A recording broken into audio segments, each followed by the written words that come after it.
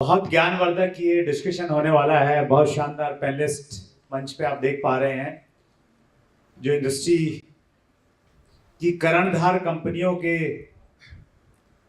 कर्णधार नेता हैं।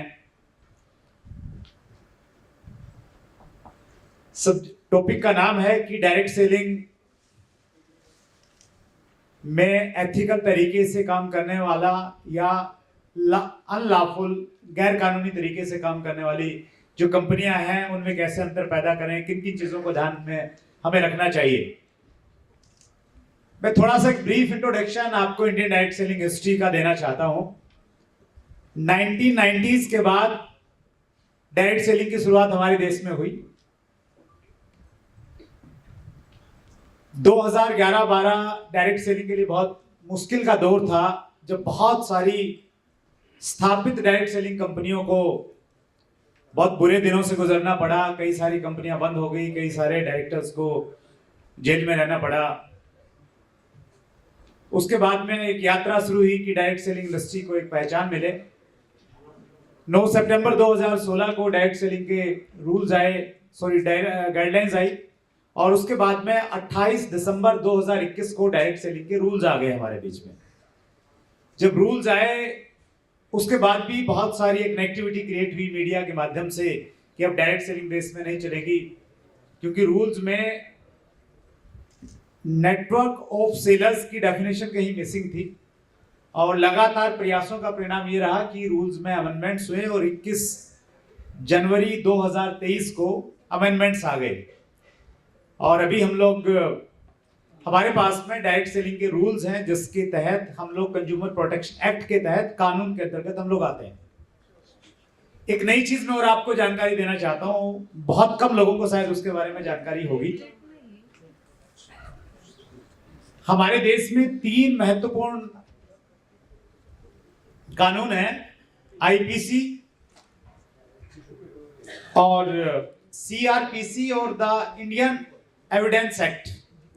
इन तीनों की जगह पे भारत सरकार एक बहुत महत्वपूर्ण निर्णय लेने जा रही है कि भारतीय न्याय संहिता के रूप में एक नया कानून आएगा जो इन तीनों को रिप्लेस करेगा कहीं ना कहीं। इस कानून की वजह से बहुत सारा फेरबदल होगा बहुत सारी चीजों में। इसी कानून में भारतीय न्याय संहिता के अंतर्गत इकोनॉमिक ऑफेंस की एक डेफिनेशन आई लगभग 6 महीने पहले, और इकोनॉमिक ऑफेंस की डेफिनेशन में मल्टी लेवल मार्केटिंग को भी शामिल कर लिया गया है। यानी कोई भी एंटिटी, कोई भी कंपनी अगर मल्टी लेवल मॉडल को लेकर अगर काम कर रही है तो इकोनॉमिक ऑफेंस के तहत वो आएगी। और इकोनॉमिक ऑफेंस के तहत आके जो हवाला वालों पे जो केसेस चलते हैं और जो इस प्रकार का लोगों का ट्रस्ट लूज करते हैं, उन पे चलते हैं, वो सब मल्टी लेवल मार्केटिंग पे भी लगेंगे। और वो एक बहुत बड़ा हमारे लिए एक थ्रेट था। स्टैंडिंग कमेटी थी जिसके चेयरमैन थे उत्तर प्रदेश गवर्नमेंट में डीजीपी रहे ब्रजलाल जी। उनके साथ हम लोग बार बार मिले और फाइनली बहुत सारे फॉलोअप के बाद में इकोनॉमिक ऑफेंस की भी नई डेफिनेशन आई है 3 दिन पहले ही। उसमें हम लोग मल्टी लेवल मार्केटिंग सबको हटाने में हम लोग कामयाब रहे हैं। तो हम बहुत सही दिशाओं में जा रहे हैं कहीं ना कहीं। लेकिन उसके बावजूद भी, ये तो ऊपर के लेवल की बातचीत है, लेकिन हम लोग धरातल पे अगर हम बातचीत करें तो सच्चाई ये है कि आज भी बहुत सारी कंपनियां डायरेक्ट सेलिंग के नाम पे बहुत सारी अनएथिकल प्रैक्टिसेस कर रही हैं,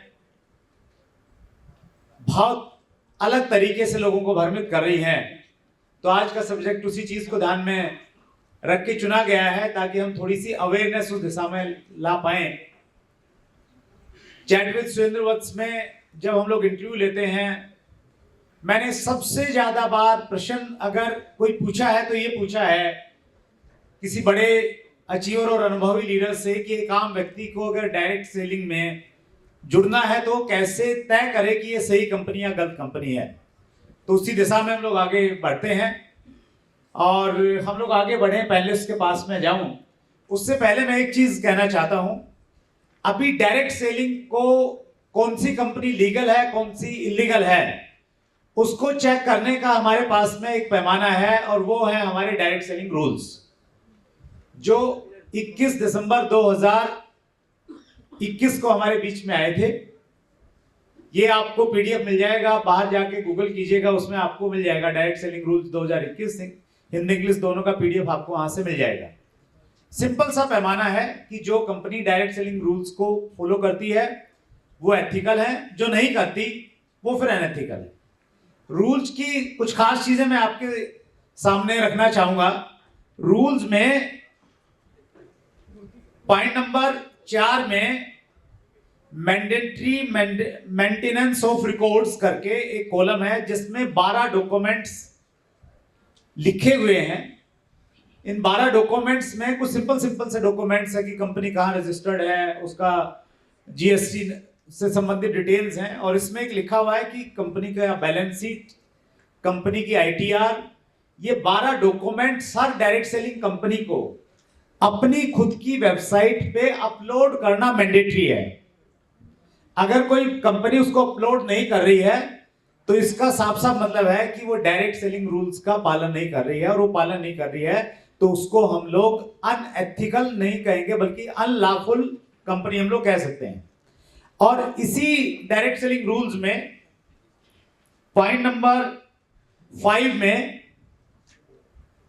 सी एक पॉइंट है, सब पॉइंट बहुत इंपॉर्टेंट पॉइंट है। ये पॉइंट कह रहा मैं पढ़ के सुनाता हूं, बहुत इंपॉर्टेंट और बहुत काम का पॉइंट है। Make direct selling entities make self declaration of to the effect that it has complied with the provisions of these rules and is not involved in any pyramid scheme or money circulation schemes।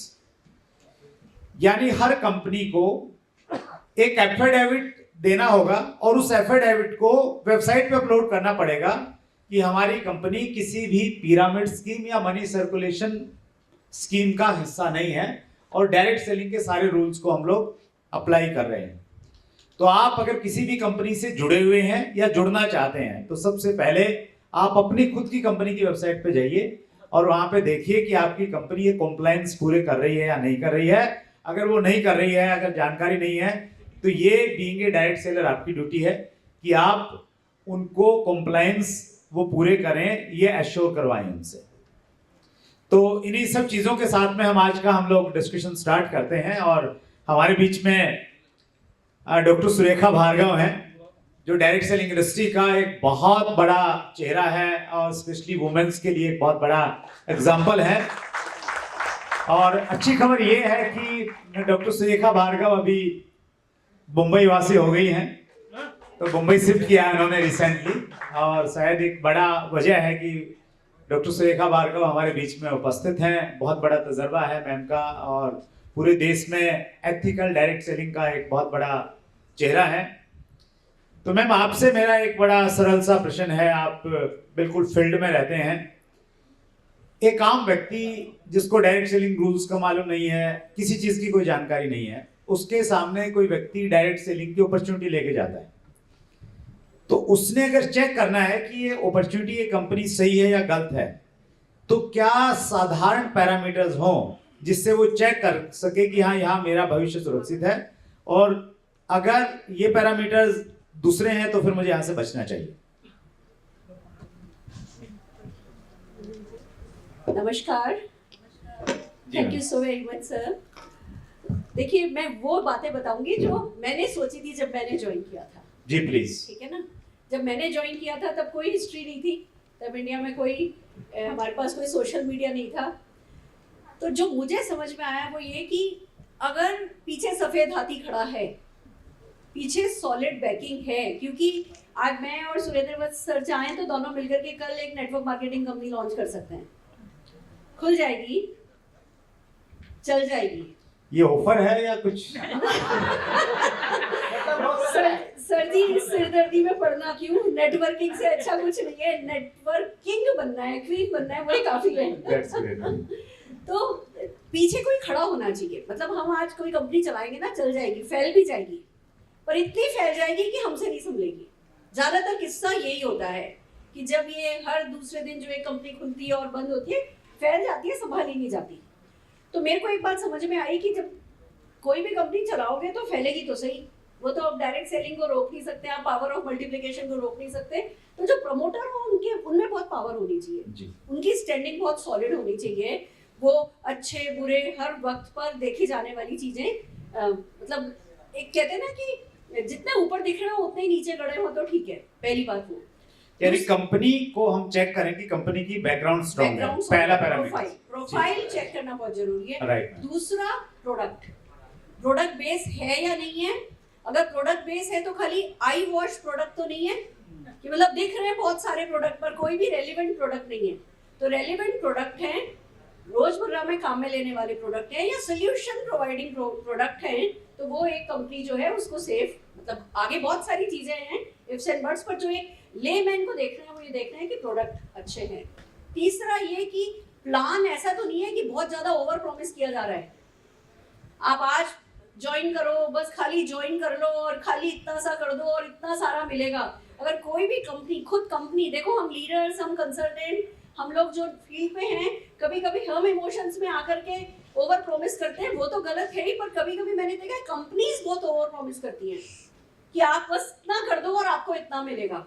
तो कोई भी rocket science नहीं है कि अगर कोई over promise कर रहा है तो वो लंबे समय तक डिलीवर नहीं कर पाएगा, हमें उनसे बच करके रहना चाहिए। ये 3 पैरामीटर मुझे ऐसा लगता है सर हर हाल में देखे जाने चाहिए। बाकी तो अब तो कागज है, अब तो हम कंपनी के बारे में सब कुछ पता कर सकते हैं। सोशल मीडिया पे उनका ट्रैक रिकॉर्ड कैसा है, कितनी पुरानी है, कितनी स्टेबल है, कितना फील्ड वर्क कर रही है, कितना एक्शन में है, कितना इंफ्रास्ट्रक्चर उनका अवेलेबल है, किस तरीके का सपोर्ट स्ट्रक्चर, फिजिकल और डिजिटल दोनों सपोर्ट स्ट्रक्चर कितना अवेलेबल है। अब तो बहुत कुछ है जो कि चेक किया जा सकता है, बट ये बेसिक 3 चीजें तो सर मेरे ख्याल से जरूर से देखी जाए। Thank you so much ma'am.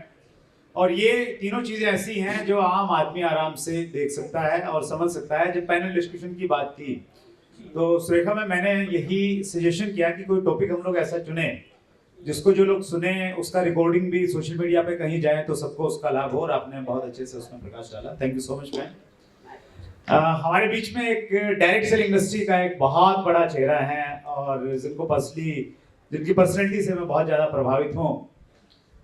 Mukesh Kothari sir हैं हमारे बीच में, राजस्थान भीलवाड़ा से। सर, जिस सुरेखा मैम ने 3 चीज़ों पे बातचीत की कि 3 चीज़ें देखनी चाहिए, इसके अलावा और क्या पैरामीटर्स हो सकते हैं या इसमें भी और आसानी से क्या देखना चाहिए एक डायरेक्ट सेलर को सही कंपनी चुनने के लिए? थैंक यू, बहुत बहुत धन्यवाद बॉस साहब। 90% लोग डायरेक्ट सेलिंग में सिर्फ पैसा कमाने आते हैं, जबकि डायरेक्ट सेलिंग में पैसा आता है ये सच है, लेकिन सिर्फ पैसा आता है ये सच नहीं है। डायरेक्ट सेलिंग के साथ बहुत सारी चीजें जुड़ी है जो पैसों के साथ इंसान को चाहिए। मुझे ऐसा लगता है कि सबसे पहले कोई भी कंपनी जब हमें कोई प्रोडक्ट ऑफर करती है तो उस प्रोडक्ट की वर्थ से सारी चीजें क्लियर हो जाती है, उस प्रोडक्ट की वर्थ से ही सारी चीजें क्लियर हो जाती है। आपका पेन ले सकता हूं मैं एक छोटा सा एग्जांपल देके बताता हूं। अभी पैसों के दम पर इतना फोकस है लोगों का या कंपनीज का या लीडर्स का कि सीधा सीधा अगर हम देखें तो पूरा गुमराह करने का तरीका है। ये पेन अगर मार्केट में 50 रुपए का है तो डायरेक्ट सेलिंग में भी अगर 50 का है तो वो डायरेक्ट सेलिंग है, क्योंकि हम बार बार मिडिलमैन का पैसा बांटने की बात कर रहे हैं। लेकिन कुछ कंपनियां ऐसी आती है जो 50 रुपए के पेन पे कुछ वैल्यू ऐड करती है, जैसे 2 यहां पर मार्क बना दिए जैसे आपका एक्यूप्रेशर होता है। कुछ कंपनियां कहती है कि ये पेन 200 रुपए का है, एक्चुअल वैल्यू 100 रुपए की है, 200 रुपए का है, और उसमें ऐसी वैल्यू ऐड करते हैं जिसको मापा नहीं जा सकता। आपको 200 रुपए इसलिए देने हैं कि 2 एक्यूप्रेशर पॉइंट लगे हैं, जब आप लिखेंगे तो आपका एक्यूप्रेशर काम करेगा, आपका माइंड पावर काम करेगा, और ऐसी चीजों को ऐड कर दिया जाता है जिसको सामने वाला समझ नहीं सकता। और फिर 50 रुपए के पेन को 200 रुपए में बेचकर 150 रुपया डायरेक्ट सेलिंग में बांट दिया जाता है। और फिर बड़े बड़े अचीवमेंट गिनाए जाते हैं पूरे हिंदुस्तान में कि ये आदमी 6 महीने में मर्सिडीज कार लेकर आ गया, 3 महीने में ये लेकर आ गया। और वो सारी कंपनियां पूरी तरह से गलत है और डायरेक्ट सेलिंग में क्योंकि आप वत्स साहब के बारे में बता दूं, हालांकि वत्स साहब ने नहीं बोला, वत्स साहब डायरेक्ट सेलिंग में आरसीएम बिजनेस में मेरी डाउनलाइन है, डाउनलाइन यूं कहें तो लाइफ लाइन, लेकिन इनकम में मेरे से आगे निकले, मेरी टीम में मेरे से जाके, एक बार जोरदार तालियां बजाएं। और उसके पीछे बहुत सारे लॉजिक है, अभी बात करने का समय नहीं है, लेकिन डायरेक्ट सेलिंग में मैं एक सजेशन देना चाहता हूं वत्स साहब कि अगर वो सजेशन आप आगे तक पहुंचा पाए, हालांकि मुझे लीगलिटी का ज्यादा पता नहीं इसके बारे में, कितना हो सकता है कितना नहीं, हालांकि मैं लॉ स्टूडेंट रहा हूं थोड़ा, मैं इसलिए मैं बता रहा हूं आपको, सिर्फ एक चीज को कंट्रोल कर दीजिए। डायरेक्ट सेलिंग की कोई भी कंपनी अगर बैलेंस शीट प्रस्तुत करे तो उस बैलेंस शीट में एक फिक्स एक्सपेंसेस जो डिस्ट्रीब्यूटर को बांटे जाते हैं, जो कमीशन के रूप में दिए जाते हैं या डिस्ट्रीब्यूटर प्रमोशन के रूप में खर्च किए जाते हैं, उसकी एक सीमा बांध दीजिए। सारे प्रोडक्ट लाइन पर आ जाएंगे, सारी कंपनियां लाइन पर आ जाएगी और उल्टे पुल्टे प्लान ही मार्केट से बंद हो जाएंगे, क्योंकि बैलेंस शीट में अगर आपको 30% से ज्यादा नहीं खर्चा बता सकते तो आप डायरेक्ट सेलिंग का कारण तो सारा एक नंबर में होता है, 2 नंबर में आप करना चाहे तो नहीं कर सकते, और हर चीज को कंट्रोल वहां से किया जा सकता है। ऐसा मेरा सजेशन है, मैं काफी टाइम से इसके बारे में सोचता हूं और आपको भी मैं कई बार इस बारे में अप्रोच कर चुका हूं, आज सबके सामने कह रहा हूं, अगर मेरी बात पर आप गौर करेंगे तो बहुत सारी चीजें आपको सॉल्व होती हुई नजर आएगी। बहुत बहुत धन्यवाद। Thank you Kothari sir. एक चीज तो गवर्नमेंट ने हमारे बीच में ऑलरेडी दे दी कि हर कंपनी को डायरेक्ट सेलिंग रूल्स बोल रहा है कि उसको 2 चीजें देना जरूरी है, एक तो बैलेंस शीट कंपनी की वेबसाइट के ऊपर में पब्लिकली होनी चाहिए, और दूसरा उसकी जो आईटीआर है, इनकम टैक्स रिटर्न है, वो लास्ट ईयर की वहां पे होनी चाहिए।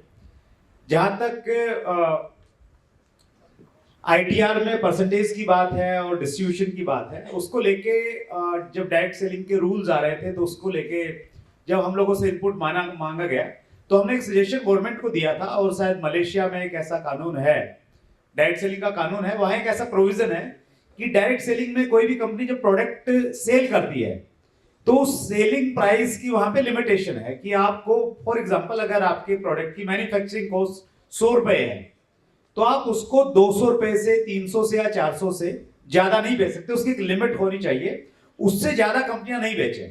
अदरवाइज हो क्या रहा है कि कंपनियां, मैं तो चूंकि इस इंडस्ट्री का पार्ट हूं, मैन्युफैक्चरर भी बहुत सारे मेरे संपर्क में हैं, तो जान के बहुत आश्चर्य होता है कि 100 रुपए की चीज को 1000 रुपए में, 2000 रुपए में बेचा जाता है, और उसी वजह से हमारी इंडस्ट्री बदनाम है।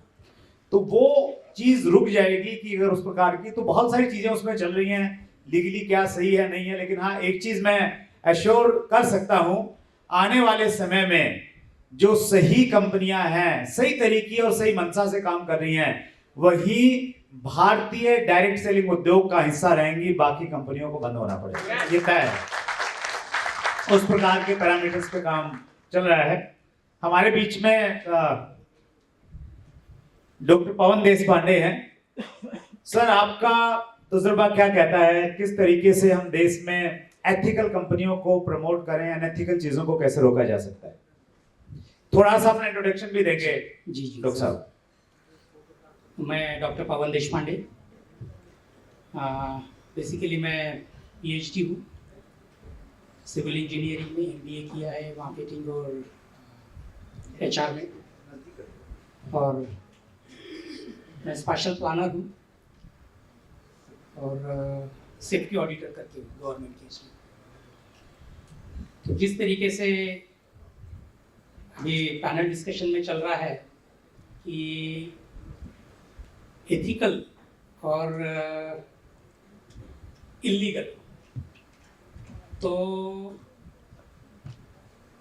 जैसे अभी बताया गया है कि अगर हम थोड़ी अपनी कान नाक आंखें खुली रखें तो अभी बहुत आसान है।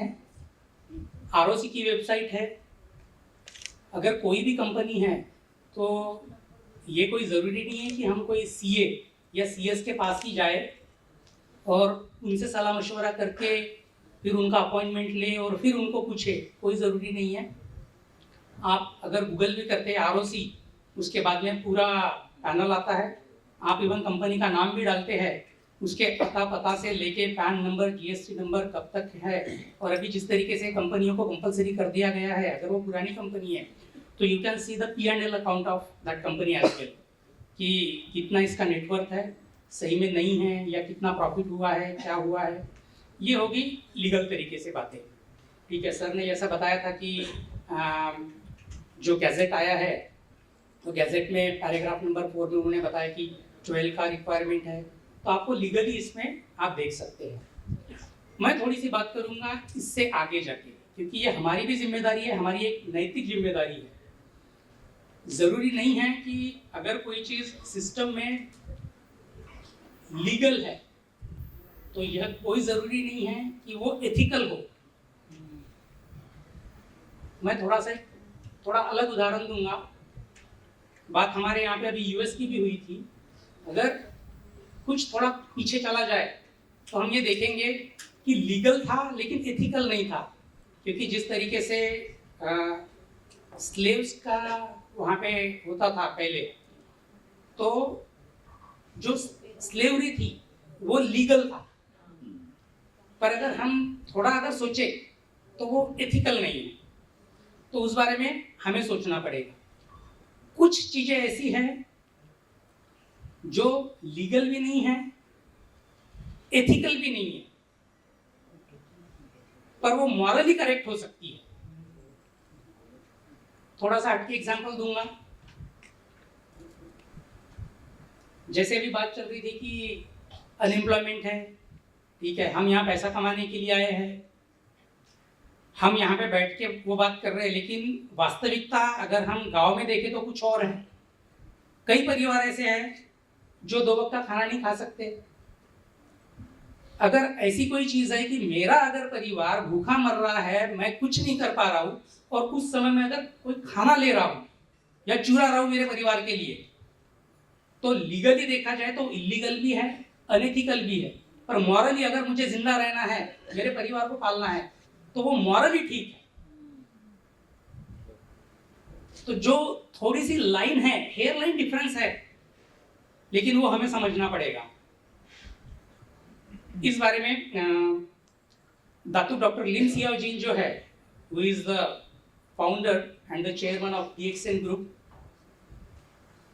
तो उन्होंने एक चीज बताई हमें, बिकॉज जो मार्केटिंग कंपनियां जो है वो पैसा कमाने के लिए आई है, हम लोग भी यहाँ पैसा कमाने के लिए बैठे हैं, ठीक है। अब हम इस टॉपिक पे आके पहुंचे हैं कि क्या करना चाहिए, क्या नहीं करना चाहिए, क्या लीगल है, क्या एथिकल है।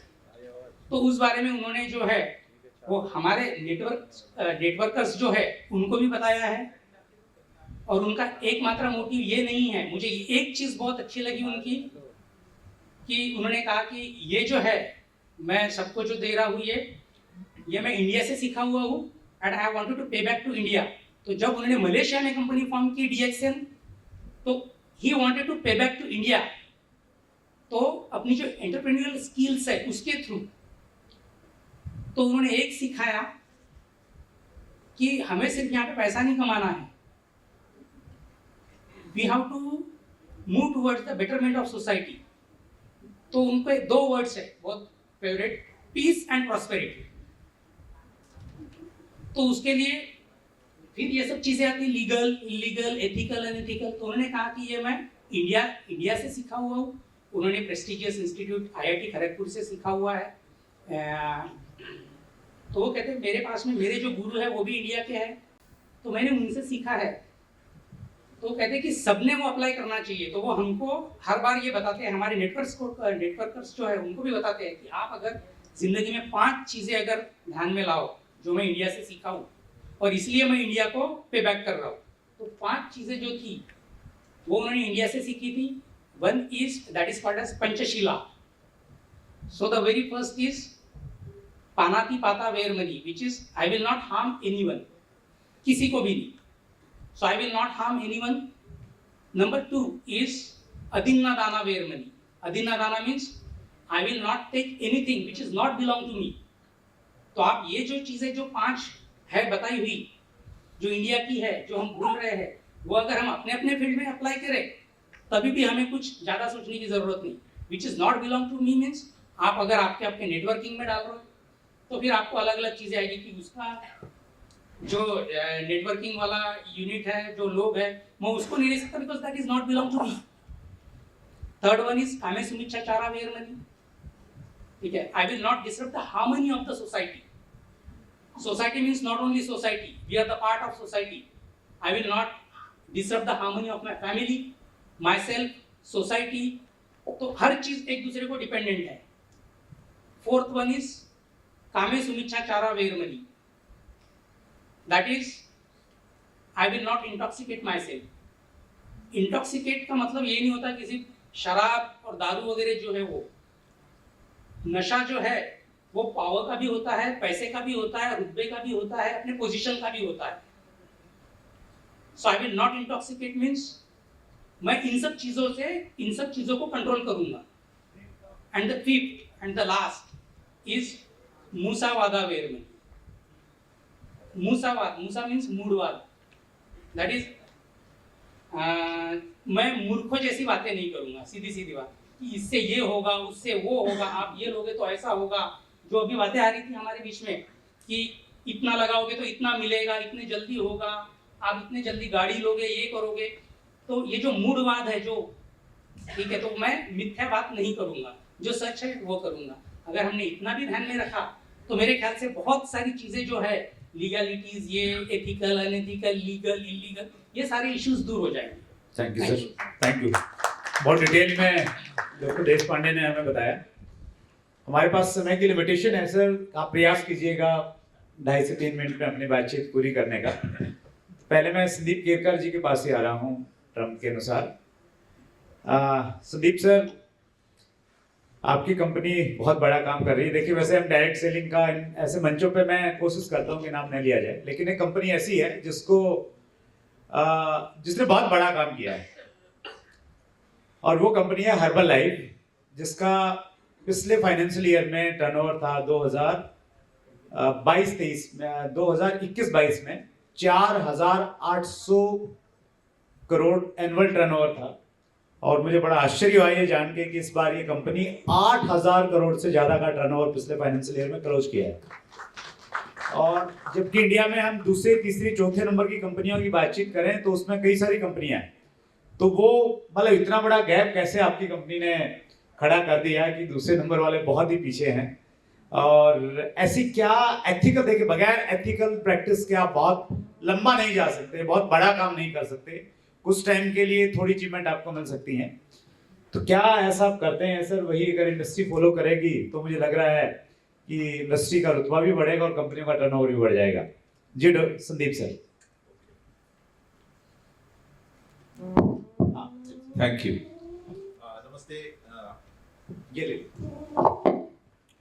नमस्ते, मेरा नाम संदीप केरकर है and thank you very much for lovely words and lovely comparing जो आप कर रहे हैं. एंड पहले मैं आपको हम सारे लोग नेटवर्क मार्केटिंग इंडस्ट्री में इवॉल्व हो रहे हैं. हमारे पास आज पैसों का फोकस ज्यादा है, क्योंकि बहुत सारे स्पीकर्स ने कहा कि पैसों के लिए लोग यहाँ पे आते हैं, पैसों के लिए लोग आते हैं. बट हम में से बहुत सारे लोग ऐसे हैं जो बहुत पैसा कमाते हैं, और आपको मालूम होगा कि पैसा बहुत कमाने के बाद पैसों की डिमिनिशिंग वैल्यू होती है. वो पैसा मायने नहीं रखता है. फिर हम सोसाइटी की तरफ देखते हैं, हमारे घर वालों की तरफ देखते हैं, हम लोगों से क्या कहते हैं, ब्लेसिंग्स की तरफ देखते हैं. ये सारे इवॉल्व होने के बाद इंडस्ट्री पक्का होता है. तो मेरा पहला मशवरा ये है कि हमारा इंडस्ट्री अभी एक रिवोल्यूशन और इवोल्यूशन साथ में हो रहा है. This industry is going to be here to stay. Harshad Mehta का मैं एग्जांपल आपको दूंगा. जब ये हर्षद मेहता स्कैम हुआ था, बहुत सारे लोग लूट गए, बट वही दौरान कुछ लोगों ने लूटने के बाद भी अपने लेसन्स लिए थे और दोबारा शेयर मार्केट में उन्होंने एंटर किया था. कुछ लोग शेयर मार्केट में भी रुके थे, और वो उसमें से कुछ लोग आज के नए बिल्कुल राकेश झुनझुनवाला ने बहुत मार खाया था उसी टाइम भी, बट वो रहे और वो आगे चलते रहे और एथिकल प्रैक्टिस के साथ वो आगे चलते रहे. तो हमें पहले ये समझाना है, नॉन एथिकल प्रैक्टिसेस जो हो रही है वो, सर आपको तो ज्यादा मालूम होगा, वो बहुत कम होते जा रही है. और सर ने जैसे कहा, पार्लियामेंट हर्बल लाइफ से मैं भी रिप्रेजेंटेटिव था जब ये पार्लियामेंट के सेक्रेटरी वो रिजोल्यूशन बना रहे थे. और हमारी मीटिंग में एक ही चीज थी कि government is very kind towards our industry and government wants to see कि यहाँ पे जो लोग मेहनत कर रहे हैं, एथिकल मेहनत कर रहे हैं, उनको बहुत ज्यादा फायदा हो। तो सारी की सारी कुंडलियां, सारे ग्रह हमारे पक्ष में है और सिर्फ हमें हमारी और हमारी ऑर्गेनाइजेशन की कुंडली एक अच्छी बनानी है। जब मैं खुद एक एग्जांपल हूं, जब मैंने हर्बल से पहले एक कंपनी ज्वाइन, एक नहीं 2 कंपनी ज्वाइन करी थी, वो दोनों कंपनी बंद हो गई और कहा जा सकता है कि वो दोनों कंपनी अनएथिकल नहीं थी, बट उनको कुछ मालूम ही नहीं था, वो पैशन के साथ काम कर रहे थे। और वही 2 कंपनी से मैंने इतना कुछ सीखा। जैसे ही मैं हर्बल लाइफ में आया, डे 1 से मैंने पिछले 23 सालों में I have been top 10 in 20 years, number 1 for 10 years। तो ये सारा हुआ क्योंकि पहले जो मैंने मार खाई है, वो मार का यहाँ पे बहुत ज्यादा फायदा हुआ। तो मैं आप सभी को यही कहना चाहता हूं, वी आर 100% एथिकल, बट जैसे कहा जाता है, you get the government what you deserve. तो अगर हम ऐसी ऑर्गेनाइजेशन बनाए जो एथिकल हो, तो सारा का सारा इंडस्ट्री एथिकल और भी ज्यादा हो सकता है। और इसके लिए मेरा कंट्रोल हमेशा होता है कि मेरा काम एथिकल है कि नहीं। मेरे पास कोई आके डिस्काउंट मांगता है, वो हमारी कंपनी कहती है नहीं देना है, तो मैं नहीं देता। कोई दूसरे ऑर्गेनाइजेशन का बंदा मेरे पास आता है, मुझे साइन अप आपके साथ करना है, तो मैं कहता हूं नहीं, आपको वहां पे ही जाना है। अगर हम सब लोग ये प्रैक्टिस करें, we will deliver for our children and our grandchildren what is going to be the most beautiful life with this network marketing industry. या हमारे बीच में एस जगन्नाथ सेद्री सर हैं, शास्त्री। ओके सर, कैसे इंडस्ट्री को उस मुकाम पे लेके जाएं जिसकी हकदार है? Thank you very much, Surendra Varji. First of all, I am extremely happy for this opportunity. Network express ने जो प्लेटफॉर्म क्रिएट किया है, हम सब लोग साथ में एक बार यहाँ पे बैठे हुए, and I am extremely happy for Surendra Bhatt ji का जो कंट्रीब्यूशन रहा पिछले 5 साल से through chat with Surendra Bhatt. I am really fan of you sir. आप इतने सारे लोगों को प्लेटफॉर्म पे लेके आ रहे हैं, इतना नॉलेज दे रहे हो एक चैनल से। मैं समझता हूँ कि जो नेटवर्क मार्केटिंग में जो सक्सेस होना चाहता है, अगर वो एक चैनल देखने से उसको पूरा नॉलेज मिल जाएगा। And I'm again extremely happy for one more thing कि यहाँ पे हर कंपनी के top leaders, achievers, most committed people are sitting before me, वो are representing entire India. So we are leading India. मुझे ऐसा लग रहा है कि मैं पूरे भारत के सामने बात कर रहा हूँ। So we are representing India entirely here. So I am feeling excited for that, और ये मुझे मौका दिया गया। एंड मैं मेरा थोड़ा इंट्रोडक्शन दे देता हूँ। मैं इससे पहले परमाणु ऊर्जा विभाग में, डिपार्टमेंट ऑफ एटॉमिक एनर्जी में 22 साल काम किया था मैं as a stenographer. I was in central government department. उससे पहले मैं प्राइवेट में भी काम किया था एक 7 साल। My life started as very poor in financial conditions. 3 बार खाने के लिए भी नहीं मिलता था, वो स्टेज से मैं शुरू हुआ मेरा जिंदगी। एक्चुअली ज़्यादा पढ़ भी नहीं सका सब, एक्चुअली 10+2 किया बस उतना ही। लेकिन नेटवर्क मार्केटिंग में मैं 2002 से मैं एंटर हुआ। मैं कभी भी मैं अकेले को मैं इंट्रोड्यूस नहीं करता हूँ। We are 3 brothers। I have other 2 brothers sitting with me here. मेरा नाम जगन्नाथ शास्त्री है, उनका नाम राम शास्त्री एंड प्रकाश शास्त्री है। सो हम तीनों को शास्त्री ब्रदर्स के नाम से जाना जाता है हम तीनों। सो हमारा टीम का भी नाम है team SBT, Shastri brothers team. तो हम तीनों आज नेटवर्क मार्केटिंग में, जैसा साहब ने कहा, डिफरेंट कंपनीज एथिकल के बारे में जो बात हम लोग कर रहे हैं, नेटवर्क मार्केटिंग के नाम से, डायरेक्ट सेलिंग इंडस्ट्री के नाम से इतने सारे अनएथिकल कंपनीज आ चुके हैं कि आज लोग MLM बोलने के लिए डरते कि मैं MLM के काम करता हूँ। एक्चुअली इतना प्राउडली हमें काम करना चाहिए, क्योंकि इसमें पूरा जिंदगी बदल रहा है। एक्चुअली हम बहुत सारे लोगों को जिंदगी बदल रहे हैं। हम लोग सिर्फ हम अचीव नहीं कर रहे, हम लोग फाइनेंशियली साउंड नहीं हो रहे, लेकिन हमारे जरिए हम लोग बहुत सारे लोगों को, हजारों लोगों को हम लोग जो है ना अचीव करा रहे हम लोग। सो एक्चुअली ना कंपनीज तो ठीक नहीं है, हमें तो आइडेंटिफाई करना है कंपनीज को। अभी बहुत सारे रूल्स एंड रेगुलेशंस आ गए, प्लेटफॉर्म अवेयरनेस बहुत बढ़ गया। जैसे मैडम ने भी कहा था कि 20 साल पहले, 15 साल पहले इतना अवेयरनेस नहीं था जो आज है। सो डेफिनेटली हमें बहुत अवेयर रहना चाहिए कि फास्ट मनी नहीं मिले, बस उतना ही। सर जहां पे भी अगर फास्ट मनी कुछ मिल रहा है तो अनएथिकल है सर। वो काम करने पे ही पैसे मिलना चाहिए, प्रोडक्ट बेस होना चाहिए, और कंपनी का बैकग्राउंड होना चाहिए, और मेहनत पे पैसे मिलना चाहिए। ऐसा नहीं होना है कि चंद महीने में ही हम लोग अमीर बन जाए। 3 से 5 साल काम करें तो ही अमीर बन सके, ऐसा होना चाहिए। तभी हम लोग बोल सकते हैं कि it is ethical actually. So we have to be very conscious. और ये जो एथिक्स की बात है, मैं कभी भी मेरे टीम से मैं बोलता हूँ कि honesty is the oxygen for our success. क्योंकि we are representing our company, we are representing our entire career. हम लोग इतने लोगों से हम लोग बात करते हैं, हम लोग इतना इंस्पायर करते हैं, तो हमें तो ऑनेस्ट रहना चाहिए। हम बातों पे कभी भी हम लोग मिसगाइड नहीं करना चाहिए, किसी को भी ये नहीं बोलना है कि आसानी से मिल गया। हाँ, मैं भी पिछले 5 साल से भगवान के दया से, पेरेंट्स का ब्लेसिंग से मर्सिडीज बेंज मेंटेन कर रहा हूँ, जो मेरा फाइनेंशियल कंडीशन नहीं था 30 साल पहले। बट किसी को भी ये नहीं बोलना है कि आसानी से आ जाएगा ये पूरा, जो भी सक्सेस है।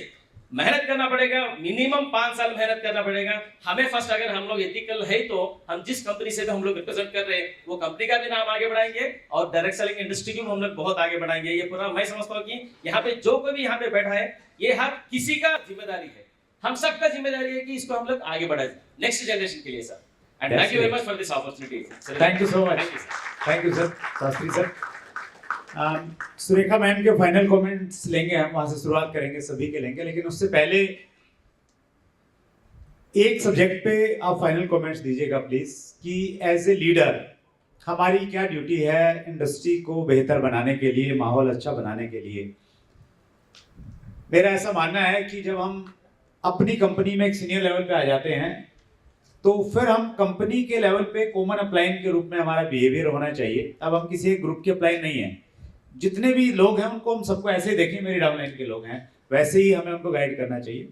और जब हम बहुत ऊपर के लेवल पे आ जाते हैं तो फिर हमें इंडस्ट्री को अपनी इंडस्ट्री मान के काम चलना चाहिए, फिर हमें कंपनी तक भी सीमित नहीं रहना चाहिए। हमारा भाव ये रहना चाहिए कि इंडस्ट्री की भलाई के लिए, उसकी पॉजिटिविटी के लिए हम जो भी कर सकते हैं, जो भी कंट्रीब्यूशन कर सकते हैं, जिस प्रकार से यहाँ पे आना, वो भी एक प्रकार का मैं कंट्रीब्यूशन मानता हूँ। एक अच्छा इनिशिएटिव इंडस्ट्री के लिए लिया जा रहा है, तो उसमें पार्टिसिपेट करना भी अपने आप में एक सहयोग देना है कहीं ना कहीं, तो उसकी अपॉर्चुनिटी हमें ढूंढनी चाहिए। तो मैं आप सबसे तो ये जानना ही चाहता हूँ, मेरे सामने जो लोग बैठे हैं इनमें भी बहुत सारे बड़े अचीवर्स हैं और बहुत सारे लोगों ने बड़े अचीवर बनना है। तो बड़े अचीवर बनने से पहले बड़े अचीवर जैसी प्रैक्टिसेस अगर हम लोग करेंगे जिंदगी में तो बड़े अचीवर बन सकते हैं। एक छोटी सी स्टोरी जो बहुत मेरे दिल के बहुत करीब है, उसके बाद मैं सुरेखा मैम के पास आता हूँ। एक फैक्ट्री थी, उस फैक्ट्री में शाम के टाइम पे छुट्टी हुई, सभी एम्प्लॉइज फैक्ट्री से बाहर निकले, हजारों एम्प्लॉइज एक साथ बाहर निकलते हैं, और उस समय कंपनी के जो मैनेजिंग डायरेक्टर थे वो भी अपनी गाड़ी से बाहर निकले। मेन गेट से बाहर निकलने के बाद कंपनी का एक सामान्य कर्मचारी एमडी की गाड़ी के सामने हाथ करता है और एमडी साहब गाड़ी रोकते हैं, और वो सामान्य कर्मचारी जो सामान्य वेशभूषा में है वो दरवाजा खोलता है, अगली सीट पे बैठ जाता है और बैठने के बाद कहता है कि देख दोस्त, अपनी अपनी किस्मत है, आज से 20 साल पहले तुमने और मैंने दोनों ने कंपनी को ज्वाइन किया था, मैं आज भी सामान्य कर्मचारी हूं, तुम कंपनी के एमडी बन गए, ये किस्मत की बात है। एमडी ने कहा कि किस्मत की बात नहीं है, 20 साल पहले की वो घटना याद करो जब हमारी कंपनी में मुश्किल से 10 कर्मचारी थे और हम एक इवनिंग शिफ्ट में ड्यूटी खत्म करके वापस आ रहे थे। 2 किलोमीटर पैदल चलने के बाद में मैंने कहा था कि बहुत बड़ी गलती हो गई। तुमने पूछा था क्या हुआ, मैंने कहा था कि हम कंपनी की पंखे और लाइट्स ऑफ करना भूल गए हैं। तुमने कहा था क्या फर्क पड़ता है, सुबह आके बंद कर देंगे, तुम जाके सो गए थे, मैं 2 किलोमीटर पैदल गया था, लाइट और पंखे बंद करके आया था, क्योंकि 20 साल पहले मैं ये मानता था कि मैं कंपनी का मालिक हूं। हमारी जो सोच है वो हमें फ्यूचर में वैसा ही बना देती है। तो आज अगर हमारा बहुत बड़ा लेवल नहीं है तो हमारी प्रैक्टिसेस अगर उस प्रकार की हैं, बड़ा सोचेंगे, अनएथिकल कुछ भी नहीं करेंगे, तो फिर डेफिनेटली आप लोग भी इसी प्रकार के पैनल डिस्कशन का कभी ना कभी हिस्सा बनने वाले हैं। बशर्ते कि उस प्रकार की प्रैक्टिस हम लोग शुरू कर दें। सुरेखा मैम, आप तो बहुत अच्छा कर ही रहे हैं, आपकी प्रेजेंस अपने आप में ये बताती है, फिर भी इंडस्ट्री लीडर्स का आपको क्या संदेश है कि वो अच्छा माहौल बनाने के लिए क्या काम करें? Thank you, sir. Thank you so very much. Is it working?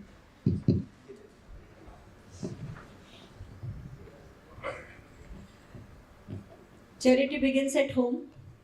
तो सबसे पहले तो हर वो काम करना है जो सही है खुद की सफलता के लिए, जो सही है खुद की सफलता के लिए, पहला फोकस।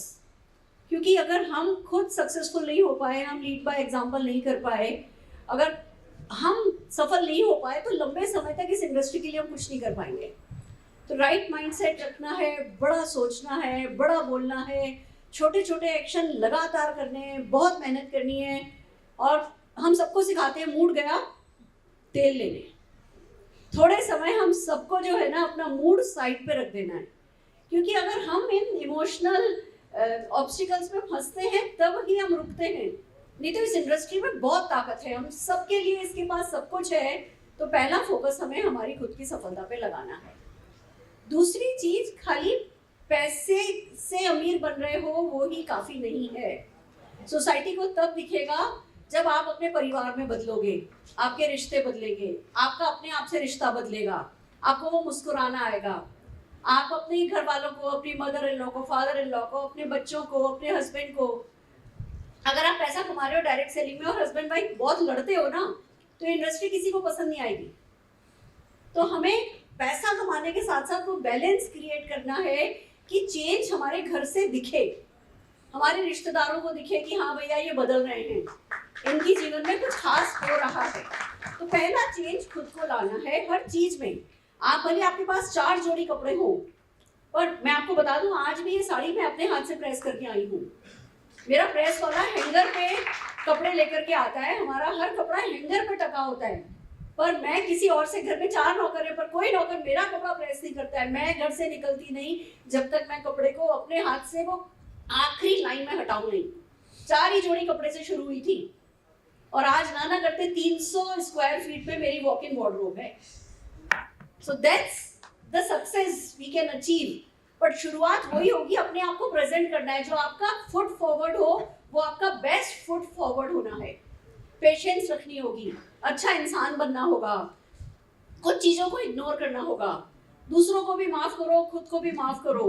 किसी भी तरीके की नेगेटिविटी, मैं एक ही बात कहती हूँ, हर वो सोच, हर वो व्यक्ति, हर वो चीज जो आपको फ्यूचर फोकस होने में, अभी राइट एक्शन करने से रोके, उस चीज से दूर होना होगा थोड़े समय के लिए।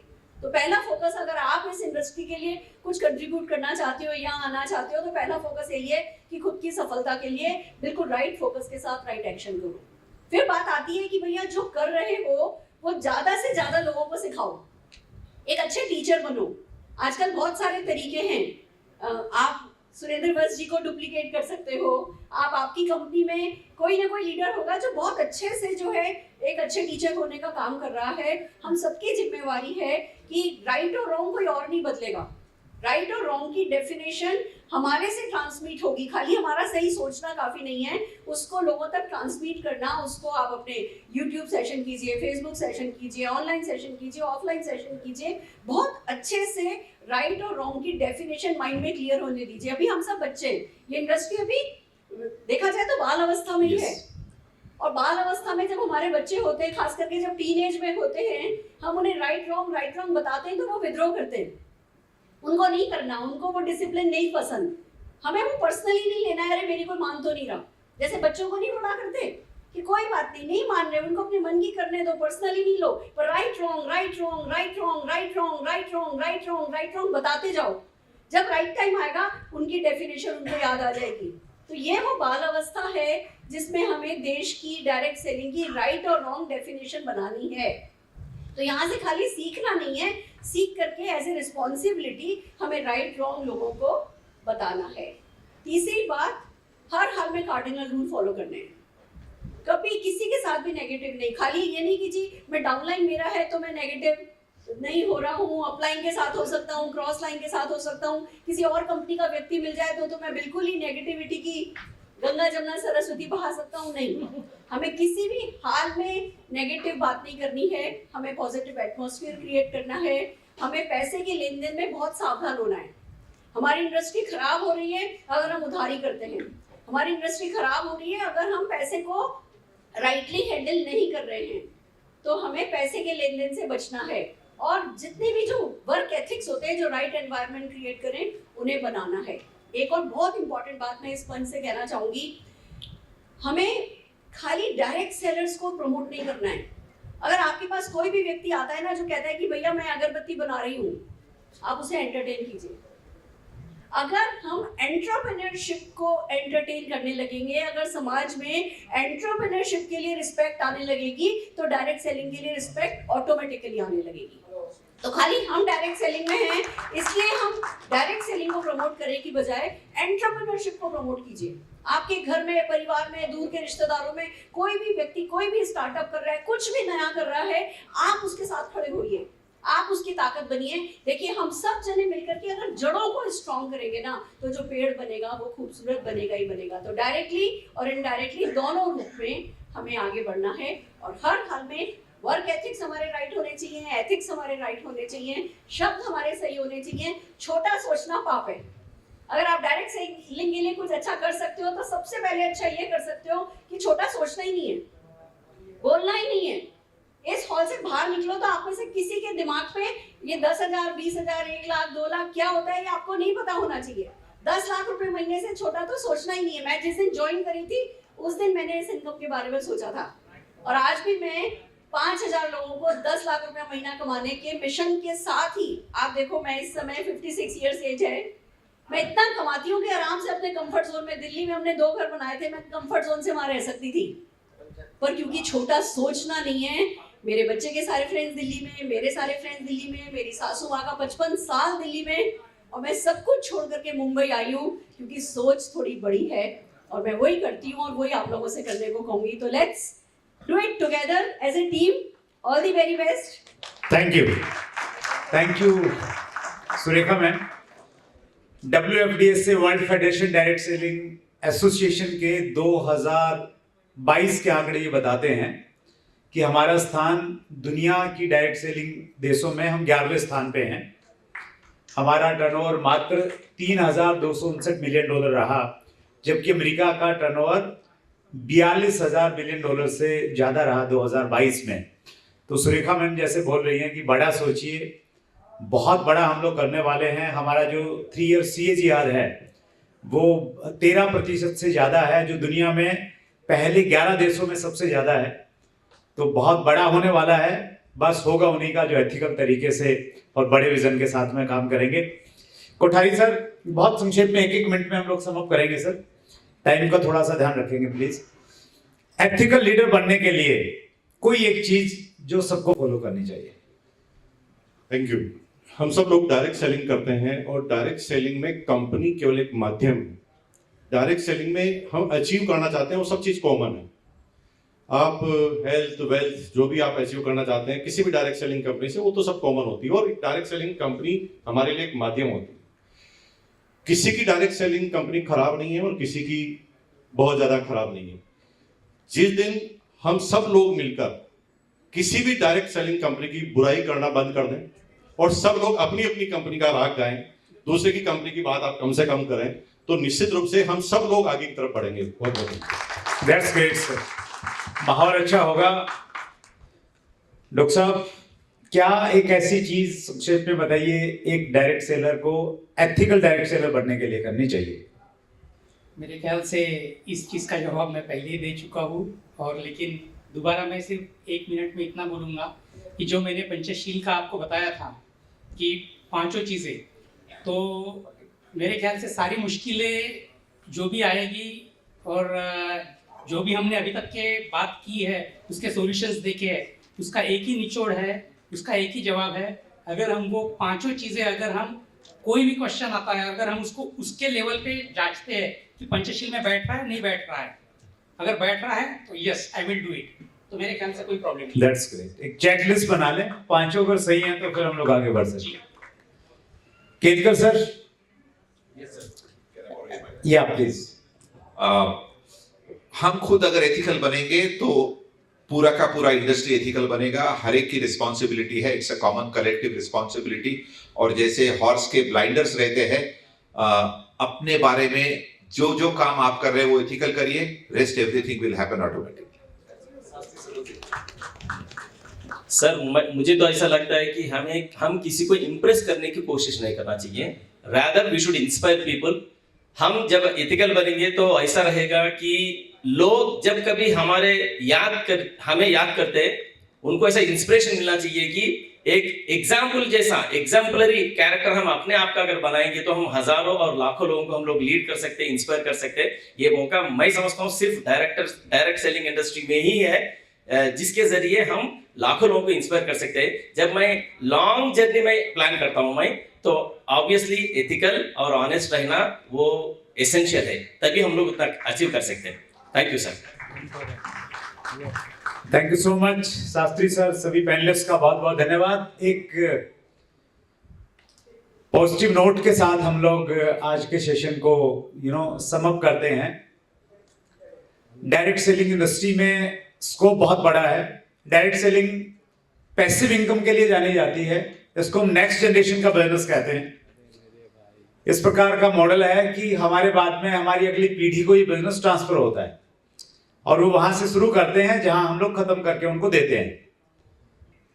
तो जब आप अगली पीढ़ी को ये बिजनेस देंगे, उस समय आपका सीना 56 इंच का होना चाहिए। इस प्रकार के काम आज से करेंगे, तब वैसी स्थिति आएगी जब आप उनको ये विरासत सौंपेंगे। आइए हम मिलकर डायरेक्ट सेलिंग इंडस्ट्री को और बेहतर बनाएं। जो अंदर की सफाई है, अंदर की गंदगी है, उसको भी हमें ही साफ करना पड़ेगा। जहां जरूरत है उस दिशा में भी आगे बढ़ें और इंडस्ट्री को उस लेवल पे लेके जाएं जिसकी हकदार है। नेटवर्क एक्सप्रेस का और सभी पैनलिस्ट का बहुत बहुत धन्यवाद। Thank you very much.